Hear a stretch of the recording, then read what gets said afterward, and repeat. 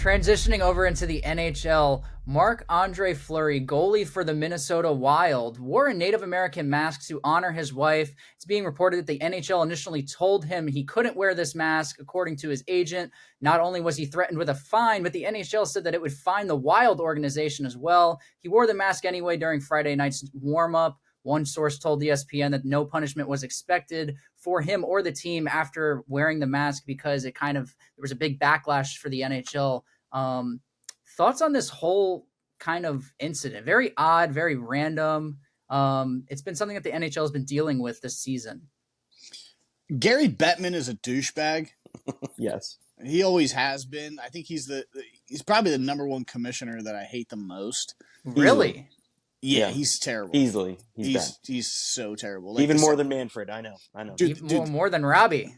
Yes. Yeah, 100%. The salary cap in the NHL is like $82.6 million.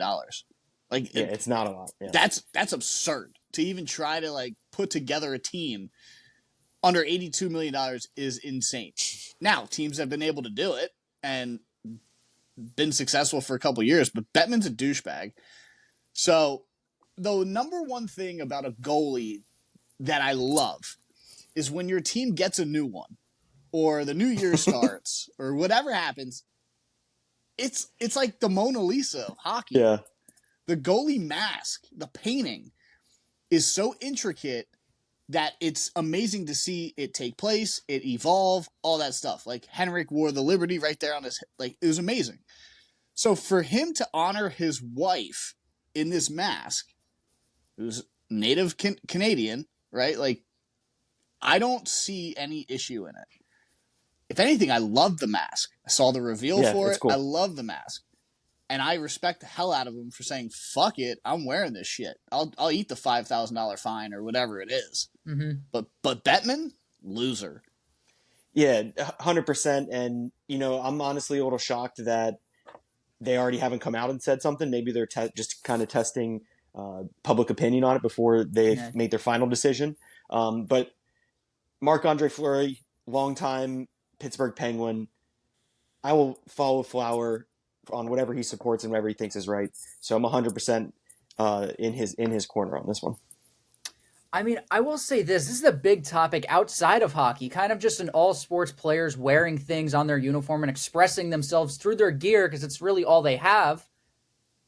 I think Players Weekend in the MLB is one of the most exciting things. I think there needs to be more of that in all of sports where players get to be creative, express themselves, cleats, gloves, whatever you name it. I don't know. I feel like that is part of a little bit more of an exciting thing. And the MLB Weekend, for instance, the nicknames on the back of the jerseys, they wear their cool cleats with where they're from, the city that they play in. Like that's exciting. The Yankees should let their players wear beards then too. Well, I don't know about that, but the exciting part of expressing yourself through it's a gear, gray area for me. This whole topic's a gray area for me because I think if you give them an inch, they're going to take a mile.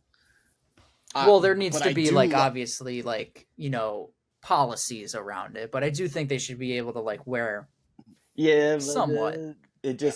It makes it tough then because then where do you draw the line? Like Dean said. Yeah, there's a gray area in this. Like the players are the players; they're gonna play. I think it's awesome to see what Acuna can bust out.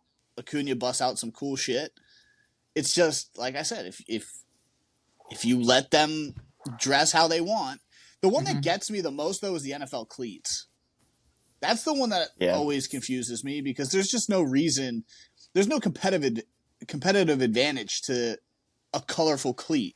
No, isn't it a sponsorship thing? Was it Nike's the official partner? But if Nike makes those cleats, I think they're still getting banged, aren't they?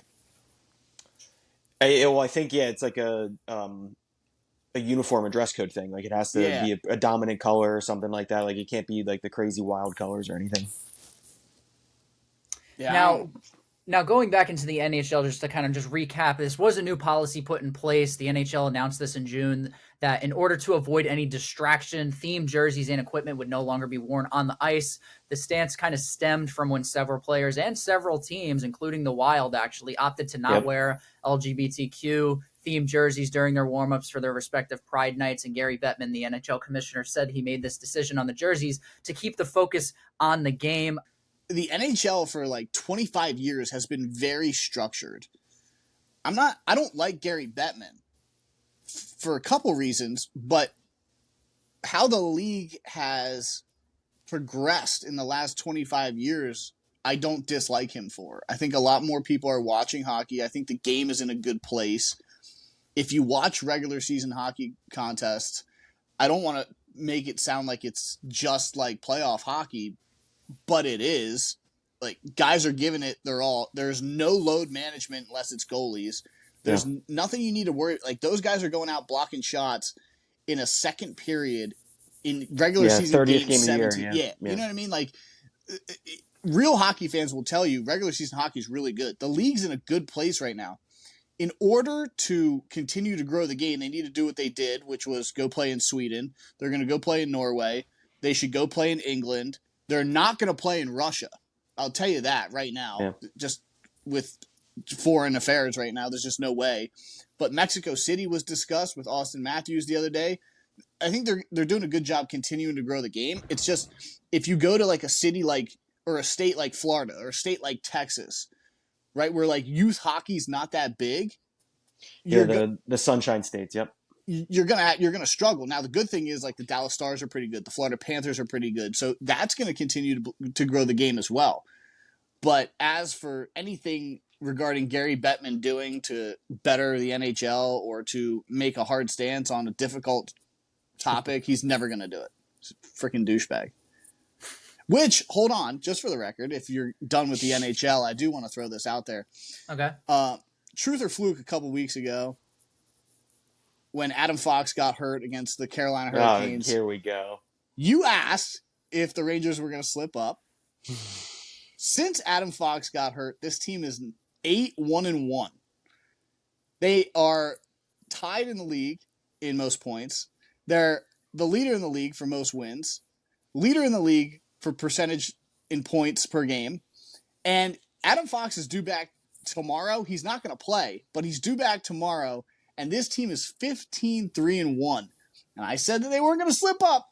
And they just hung a touchdown on the number 1 ranked Boston Bruins. So, yeah, I feel pretty good right now. So, all right, I got two statements for you. Trouba, trash bag. He should be your trash bag every single week. And number two, the second thing is 2 words, the Boston Bruins. Yes, not that, just who they played and hung a touchdown on, but be wary of the Boston Bruins, what they put up last year with that historic regular season and what happened in the first week. So yeah, no, I'm aware. First round, so we'll see. I'm aware, but the Panthers were the only team to bang with the Bruins last year. It did not surprise me that the Panthers won that series. I think the crazy part about what was part 1? Oh, Trouba. Trouba, yeah. Did you see Trouba's high stick to the dude's head? Yes, that's what I'm saying. Okay, I was on Twitter. Jedi, you'll love this. You didn't see it. Jacob Trouba's a defenseman for the Rangers. He was kind of pushed off balance and just whacked this dude in the side of the head. And I was on Twitter yesterday, and I read this guy. He had a video of it, and he was like, a lot of people are talking about where Shohei Ohtani's going in the offseason, but I'm more interested in talking about how far Jacob Trouba's 3-run home run just went, because it was a full baseball swing. It was, dude. To a guy's face, head. Man. Yeah. Yeah, all right. Sorry. Continue on with your show. Oh, I just wanted to speak on the Rangers real quick. They're going to go out in a great New York fashion, just like all the sports there do, with going all the way to the end and just ripping your heart out. So just get ready for that. Yes. The New York Classic, as I like to call it. Yeah, that's all right. My Penguins ain't even going to be there this year, Dino. The sad realization has started to creep in, my friend. Jedi, you're a Yankee fan. I'm gonna give you 1 week to jump on the bandwagon. You can time next week. Yeah, you can continue to be a fucking Panther fan. I'm a Panthers fan. What are you talking about? You lived in New York. Did you go to a Knicks or Rangers game? I did. I went to both. And did you like the Rangers game? They actually were playing the Panthers, so no, I didn't. I was rooting for the Panthers that night. Oh, and who won that game? The Rangers did, but it Of doesn't course matter. they did. And you were there, and every goal that was scored, and the goal song would go off. Would these juices flow in you that you were like, wow, I feel like I'm cheating on my wife because I kind of like this? I think so. All right. 1 week, starting today.